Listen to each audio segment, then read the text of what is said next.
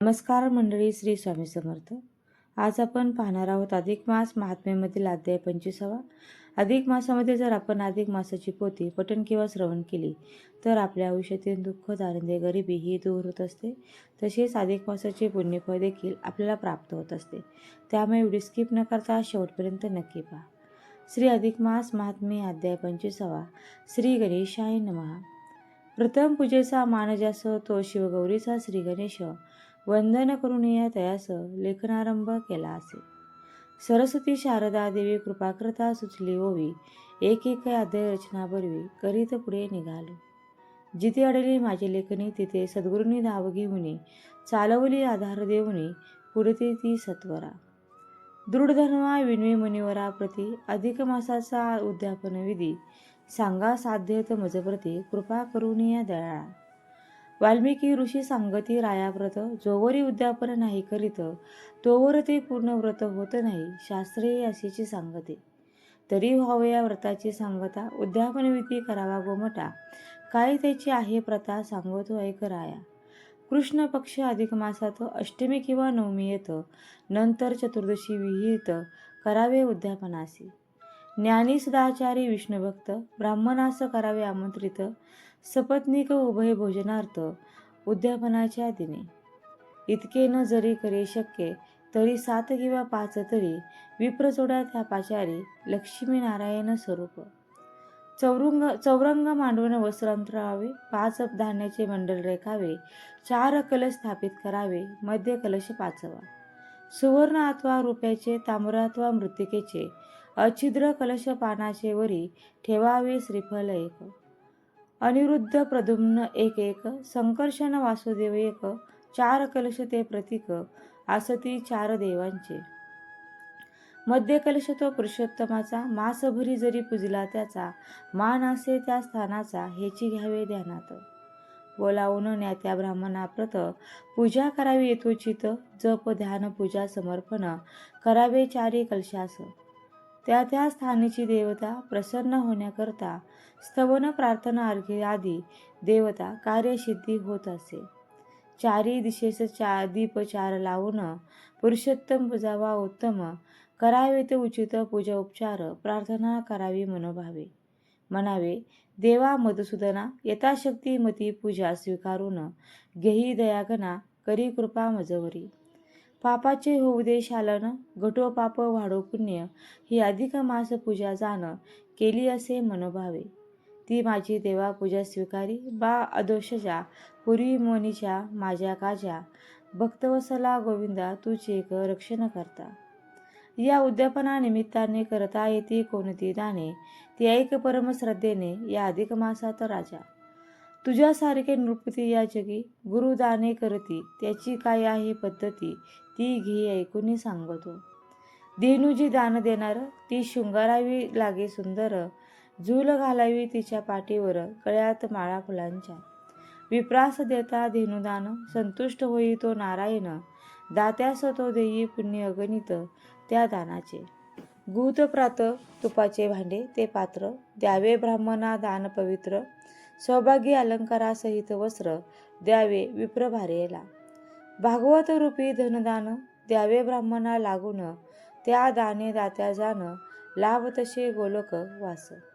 धातूची 33 पात्रे भरून अनारसे करावे दान, या अधिक मासात जेवढे छिद्र असतील अनारशास, तेवढी वर्ष वैकुंठवास, लाभ तसे दान करत्यास.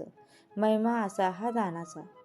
विप्रनिष्ठावंतांना भोजन देऊन, वरी हाती दक्षिणा ठेवून, म्हणावे कृपा केली आपण, विनंती माझी स्वीकारून.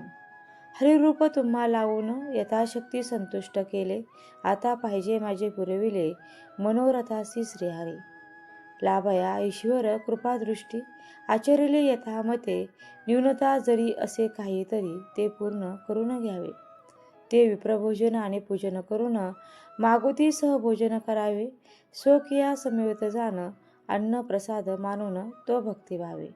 या अधिक मासात जे जे होये शक्य जयास, तेने ते करीत भगवंतास भक्तिभावे जिंकावे. स्नान दान आणि तीर्थाटन अथवा करता देवदर्शन, गोदान अन्न वस्त्रदान धनदान, या मासी जे सत्कर्म करावे ते फलित प्राप्त होय करत्यासी, पुण्य त्यासे पदरासी, पडतसे शंका नको यात. गोग्रास गोमाता दर्शन, या मासी करता नित्य नेमाने, पापाचे होते शालन, पुण्य पदरी पडतसे. हरिचिंतनाशी जीवास गोडी लागता त्याची, एकता आवडी, मग संसारातून सवडी त्याची तोच काढत असे. जो जो उपाय असे संभव, तो तो करावा ठेवून भाव, तेने तो रमे माधव, बोळ्या भक्ती भाविका. नर नारी अथवा कोणी जे अधिकाची उपासना करून, जोडती मती हरिचरणी, भवसागरी ते तरते. भवबंधन तोडायचा उपाय, असे हा मुक्तीचा साधा सोपा, भक्तीचा मार्ग सुगम, सर्वांशी सांगत असे. नारायण सांगती नारदास, जे आचरती या व्रतास, बसती त्या पुरुषोत्तमास, भाग्यवंत ते जीव खास. त्यांचे भाग्य अतिथोर, जो पूजे रमावरे, करी कृपा त्याचे वर रमा माधव, दोघेही मिळून सत्वर. त्याचे दुःख दैन्य दूर होते, तया घरी लक्ष्मीवर निवासी, लक्ष्मी सहित राही निरंतर. वाल्मिकी सांगती दृढधनवाशी, जे जे मी सांगतिली तुझे, पूर्ण धरून मानसे साधी सोहितास साधता. नको दौडू हाताची वेळ, टोपून बसला आहे काळ, मरण मिठी गळा पडेल, सांगता येत नाही कधी. एक एक क्षण येते मोलाचा, मुखासंधी साधावयाचा, गमवून न चाले हिताचा, करू लागे तातडे. ज्या जीवा हरींची आवड, त्यालाच मिळे संसारी सवड, तो व्यर्थ न करी दवड, लाख मोलाच्या घडीची. हातची वेळ निघून जाता, पश्चाताप विना शेवटी, उरणार नाही काही मनुष्या हाता, म्हणून सावध होई तरी आता. सोहितात सत्वर तू व्हावे जागृत, हेच सांगतो पुत्र तुला प्रत. गतजन्मीची सुकृते ती ऐकून, सुखवाणी संचित झाला समने. त्याची मी फोड करून, दाखविली असे तुझपाशी, त्या ब्रह्मनारद पुराणाचा, अधिक मास उद्यापन विधीचा, अध्याय अधिक मास महात्म्याचा, पुन्हा येथे झालासी पूर्ण. अरुण विनवणी करी खास, स्वीकारा प्राकृत रचनेचा. 25वा अध्याय हा हरिचरणी प्रेमभावे समर्पितो. ही तिसरी अधिक मास महात्मे 25वा अध्याय समाप्त. श्री कृष्ण परमस्तु. ओम नमो भगवते वासुदेवाय. श्री अधिक मास महात्मे अध्याय 25वा. माहिती उद्यापन विधीची. या अध्यायात दृढधन्वा मुनिवरांना विनंती करतो की तुम्ही मला अधिक मासातील व्रत उद्यापनाची माहिती द्या. तेव्हा वाल्मिक ऋषी सांगतात की जोवर व्रताचे उद्यापन केले जात नाही तोवर त्याची पूर्तता होत नाही. या उद्यापनासाठी कृष्ण पक्षातील अष्टमी किंवा नवमी नाही तर चतुर्दशी ही योग्य तिथी होय. या दिवशी 33 विप्र दाम्पत्यांना भोजनासाठी बोलवावे. तेवढे पत नसेल तर किमान 4-5 तरी दाम्पत्य जेवू घालावे.